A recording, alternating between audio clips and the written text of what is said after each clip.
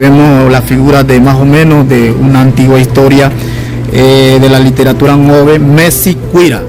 Y por acá vemos como un fondo, un tigre, que es un icono o elemento, figura espiritual representativo de la comarca ngove y bugle. Más o menos ahí vemos una figura como de un gran cacique antiguo. Acá vemos otra imagen de otro gran cacique con los paisajes naturales, y también pues vemos el icono principal de la comarca ngove bugle, la historia de Megata.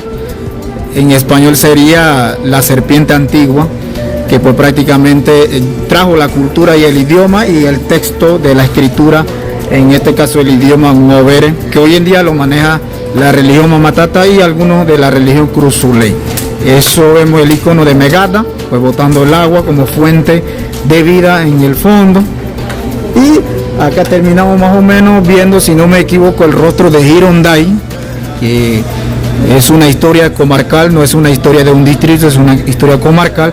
Sin embargo, hay un distrito en la región Yocrío llamado distrito de Girondai, pues para darle honor a este gran ícono que luchó contra los españoles en aquellos tiempos, que pues prácticamente vencieron a los españoles, a la gente blanca como lo llaman mucho. Así que más o menos se reunieron las autoridades gubernamentales y tradicionales. Así que, señores, los dejo con esto.